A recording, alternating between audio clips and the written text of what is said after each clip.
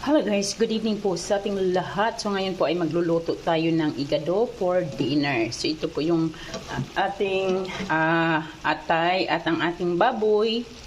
So papalambutin po natin to. Una ko pong ginawa dito is nagisa po ako ng sibuyas, garlic, kamatis. Yun po ang una kong ginisa. And then pagkatapos nun, nilagay ko na po yung meat at saka yung atay nito. So, ayan.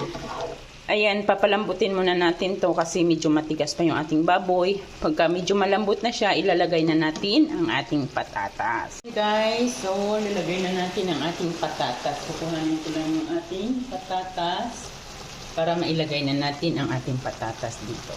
Okay. So, ito yung ating patatas kasi malapit na siyang matuyuan ng sabaw. Ilalagay ko ng ating patatas. Slice natin siya ng pahaba. Parang sa karne, ganyan din ang pag-slice natin sa ating karne. Ayan. So, ayan. So, ngayon natin siyang haluin. And then, maglagay na tayo ng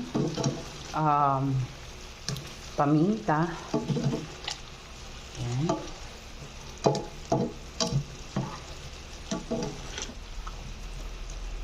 So, yan. And then, maglagay na rin tayo ng paminta. Ayan. Ating durog na paminta. Ayan, guys. Durog na paminta. At, syempre, maglalagay din tayo ng dahon ng laurel. Ating pampalasa. Dahon ng laurel. Yung ating dahon ng laurel.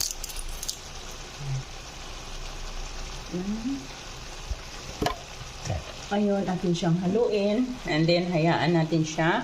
Tatakpan natin siya. Pagkatapos nating haluin, is tatakpan natin siya hanggang maluto ang ating patatas.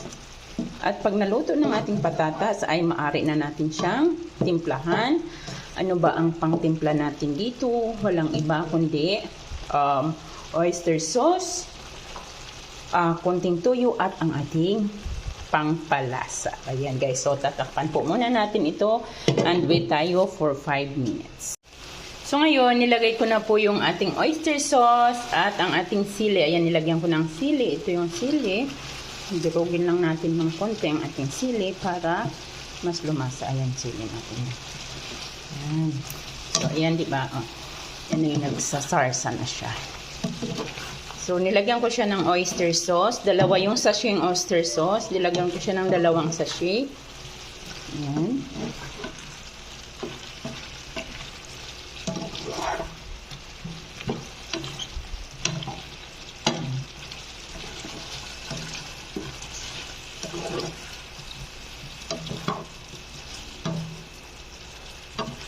At kung gusto nating medyo may sarsa ng konti, pwede tayong mag-add ng kaunting water. So, ngayon, para yung mga bata ma-enjoy yung food nila, dito lang guys ha, medyo malayo ako dito.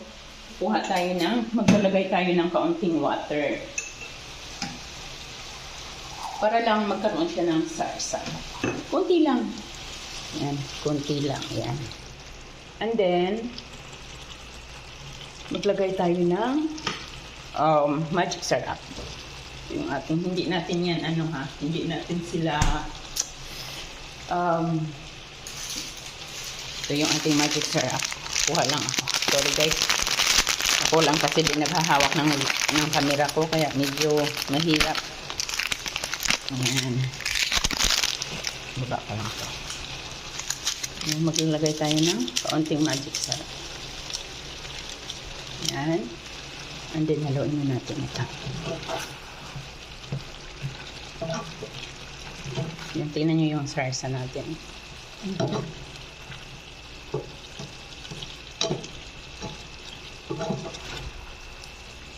And then, ayan guys, papakuluin lang natin siya ng, papakuluin lang natin ito ng husto. And then, after that is ready na ang ating igado. So, ayan.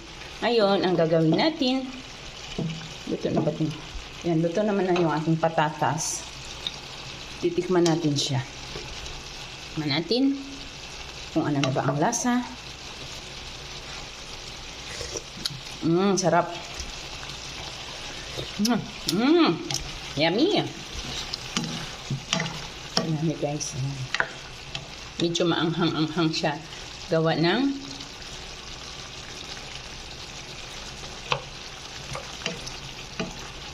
so, ayan na guys. Luto na ang ating igado. So yan, let's eat na.